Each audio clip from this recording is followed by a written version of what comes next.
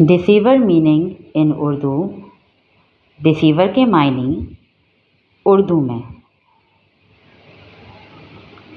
Please like, share and subscribe to my channel first.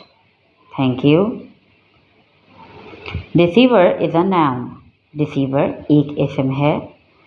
इसम वो होता है जो कोई काम करे। इसके मायने हैं समवन हु मिसलीड्स, गुमराह करने वाला। गुमराह करने वाला, जो गुमराह करे वो डिसीवर है। इसके वन वर्ड मीनिंग है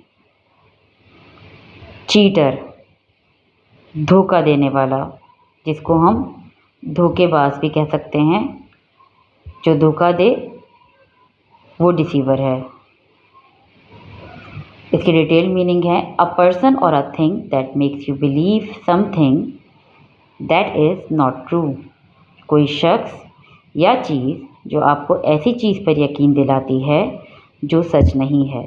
तो डिसीवर जो है वो ज़रूरी नहीं है कि सिर्फ शख्स ही हो, वो कोई चीज़ भी हो सकती है। जैसे कि आप कहें कि द क्लॉक डिसीव्ड मी, घड़ी ने कुछ और टाइम दिखाया।